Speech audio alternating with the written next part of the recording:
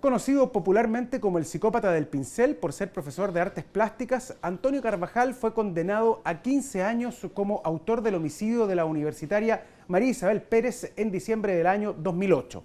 El caso provocó conmoción por la crueldad con la que actuó el homicida, quien enterró el cuerpo de la mujer en su patio. En nuestra sección Fallos Históricos les contamos más de este brutal crimen. La tarde del 14 de septiembre del 2007, María Isabel Pérez recibió una invitación de parte de su compañera de universidad, Carla Ramos, para asistir a clases de pintura con el profesor Antonio Carvajal. Ella le ocultó que este hombre la abusaba y que tenía miedo de ir sola. María Isabel nunca se enteró que podía ser víctima de un ataque.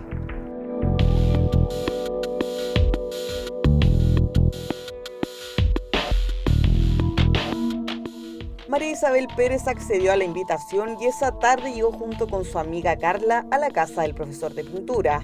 Bastaron que pasaran unos minutos para que Carvajal, conocido popularmente como el psicópata del pincel, comenzara a abusar y a agredir a María Isabel, provocándole múltiples lesiones en todas las partes de su cuerpo. Ella, privada de sentido y sin la posibilidad de oponer resistencia, no pudo defenderse. Los golpes que recibió le causaron la muerte a la joven universitaria de una manera cruel. Carla Ramos, quien también había sido golpeada por Carvajal, intentó escapar al ver la atrocidad del crimen, pero el psicópata la mantuvo retenida y solo pudo huir de la vivienda al día siguiente del crimen. El psicópata la tenía amenazada con un cuchillo, por lo que ella corrió a una ambulancia mientras gritaba que un hombre había matado a su amiga, momento en que Carabineros la acompañó al lugar del crimen donde encontraron el cuerpo. El Ministerio Público inició una investigación por violación con homicidio a María Isabel Pérez. Carla Ramos resultó ser la principal testigo del crimen cometido por el profesor de arte, sumado a los rumores que abusaba de sus alumnas. Tenía algunas particularidades bien especiales ese caso, por cuanto el imputado era una persona que se dedicaba a dar clases de pintura a jóvenes universitarias. Esto se vio también rodeado de las circunstancias del delito porque quedó acreditado en el juicio que esta persona habría matado a la víctima en este caso y también la enterró en el patio de su casa. En el caso del psicópata del pincel, entiendo que en una primera instancia, si bien se había podido comprobar la existencia de un homicidio, lo que faltaba era poder acreditar en el estándar que exige el tribunal, que es más allá de toda duda razonable, que efectivamente la persona que estaba siendo acusada de ese delito hubiera sido el responsable de ese homicidio. En agosto de 2008, el séptimo tribunal oral en lo penal de Santiago liberó de cargos a Antonio Carvajal, al considerar que las pruebas entregadas por el Ministerio Público no fueron suficientes para condenar al docente de artes plásticas, más allá de toda duda razonable. Se hizo un primer juicio en contra de esta persona. Esta persona venía acusada por delitos de homicidio y violación. Y se hizo un primer juicio en el séptimo tribunal oral de Santiago y fue absuelto.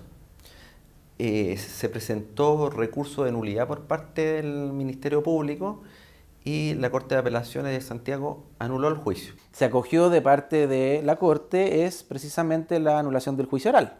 Es decir, con las mismas pruebas replanteadas de una manera diferente, me imagino, y sometido a conocimiento de otros jueces, porque no pueden ser los mismos jueces que ya conocieron el primer juicio, los que conocerán una vez anulada la sentencia, el próximo juicio oral, determinaron y se plantearon y se estructuró una teoría del caso que fue aceptada finalmente por los jueces que sí condenaron.